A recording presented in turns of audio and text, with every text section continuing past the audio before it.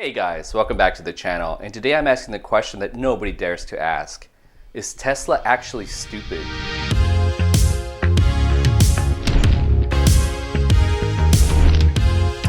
So Henry David Thoreau once said that just because you're in the majority doesn't actually make you right. And right now, the majority of people believe that Tesla is a safe bet.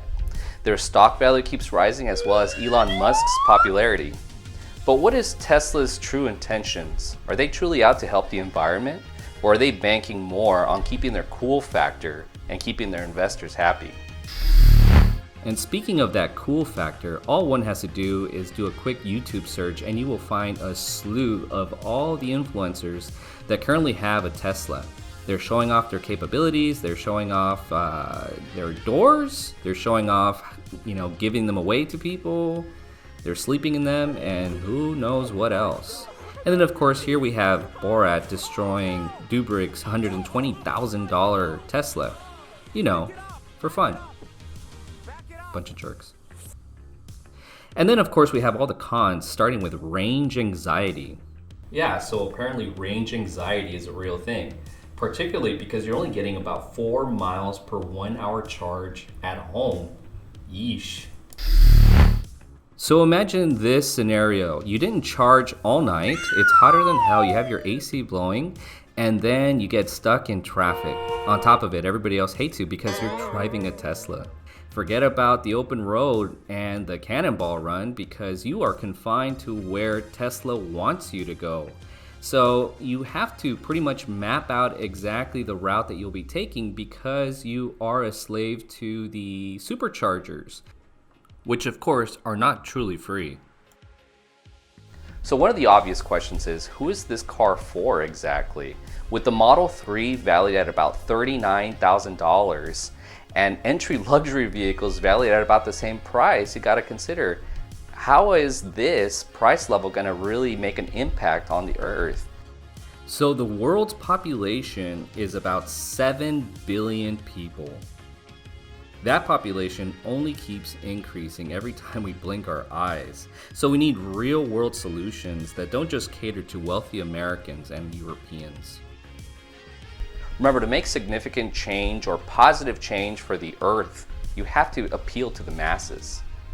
And it seems like other companies are finally hearing the call, but unfortunately, every single company has their own proprietary systems for charging, and it's gonna be a while before they have a uniform system.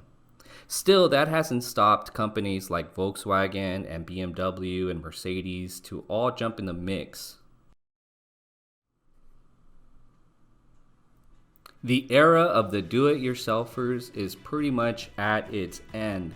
No more will you be able to quickly change out a part and replace it with another one because these vehicles are just not designed for that. You will have to go to the dealership. And as we all know, going to the dealership is pretty much always an expensive bill.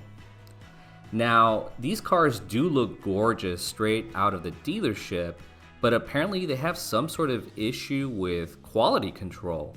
All you have to do is kind of search the internet and you will find how there's like gaps in between different parts of the vehicle, paint scratching. So it seems kind of odd for paying such a high amount for a vehicle and then having a slew of problems just like this.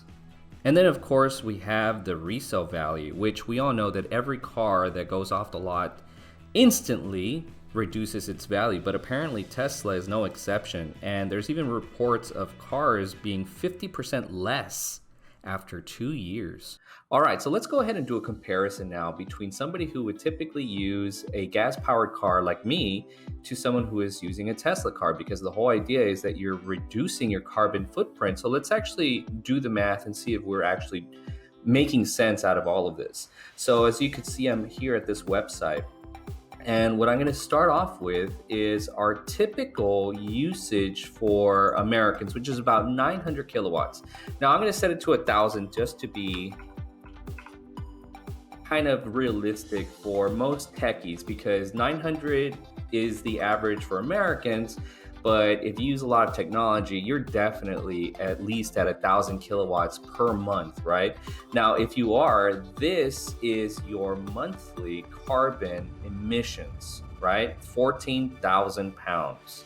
Okay, and that seems like a lot, which it is, right? Now I'm going to go ahead and add my gas-powered one. So here's my transportation.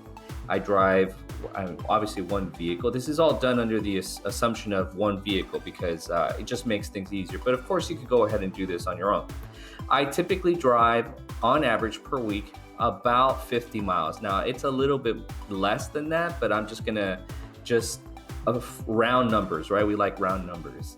And then my average gas mileage is about 30 miles, right? I drive a BMW, a sedan, and it's okay city driving. I mean, maybe some days I get a little bit less, some days I get a little bit more, just depending on traffic, right?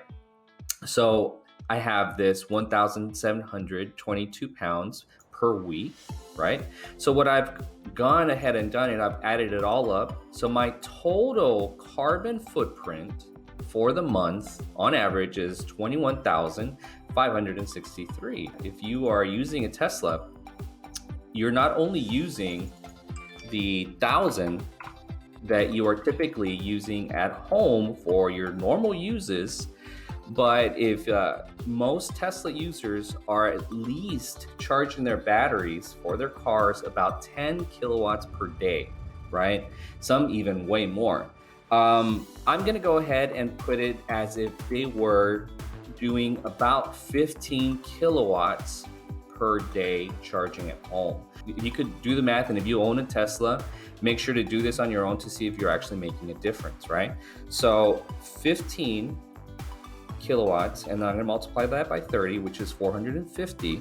So plus my 1,000, now I'm at 1,450 kilowatts, right, for my electric bill at home.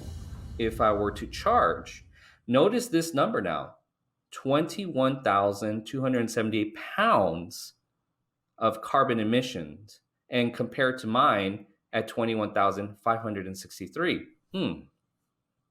Very comparable. So one of my students said, well, we know somebody that has solar panels and they charge their Tesla there, so there you have it. Now, there is lots to consider there. First off, they need to power every single appliance in their household as well. So you're looking at upwards of about 60 to 70 kilowatts per one day if you're doing that. And I can make a wager that most people that own a Tesla are probably heavy users of electricity, with wanting to use every bell and whistle of every piece of tech that they have at home, right? We also have to remember, though, that every single time that you charge that battery, it degrades a little bit. And it doesn't help that batteries hate extreme weathers like the cold or the hot. So in other words, we're going to have to teach Tesla users how to charge without having to charge overnight. Remember, ladies and gentlemen, the majority of our electricity that is produced in the United States still comes from natural gas and coal. So until we figure out how to power our electric vehicles without using this, then we've solved the problem. All right, guys, so that's going to do it for this one. And until next time, ask yourself that question: is this good for the Earth?